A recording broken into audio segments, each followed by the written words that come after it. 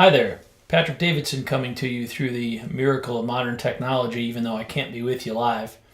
So I'm glad to be a part of what's going on, and I'm be excited to get a chance to spend more time with you as we move forward. What I want to talk about today, just for a few minutes, is community, and in particular, what it means to have desperation and perseverance.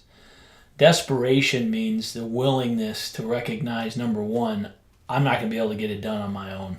And for a driven perfectionist like me, that's really coming to a point of desperation. But it's also being desperate enough to be vulnerable enough to be real with the folks in your community.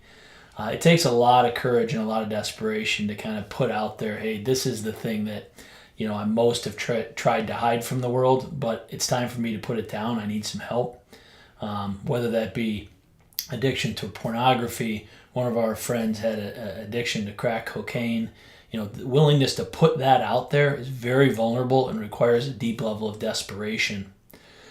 And to maintain a community over the years to come, it requires perseverance. It requires driving 45 minutes each way to spend some time together. For us, that's every other Saturday morning for a couple of hours. It's setting aside holiday vacation time from work to spend time at weekends in Pennsylvania or in Michigan. It's the perseverance to stay the course, to continue to maintain the desperation and the vulnerability because of what comes out of the community, the beauty, the getting to know one another and being known that deeply is so important to you that you persevere and stay the course. One other thing I'd like to share with you, and being a mathematician by training, I can explain part of it and I can't explain the other, is there's this amazing thing that happens in community. And the first part of it is biblical, which is if you bring your grieving, if you bring your sorrow to the community, we can divide it up and each carry a piece. So in my case, when I was having some real struggles, feeling loved and engaged in my marriage, I could bring that sorrow to the community. And while my circumstance didn't change, when I left, I was only carrying a small portion of the sorrow because everyone in the community had divided it up and each taken a piece. The other part is less explainable by math, but just as beautiful, which is really about how joy gets amplified. In fact, many of us would tell you that our joy really isn't complete. It's not consummated until we've shared that joy in our community. That's when it's completed.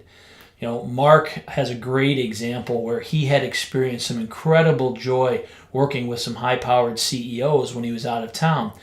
But he wasn't done with experiencing that joy. Hadn't fully felt it until he brought it back to the community and shared it as we sat around having dinner one night.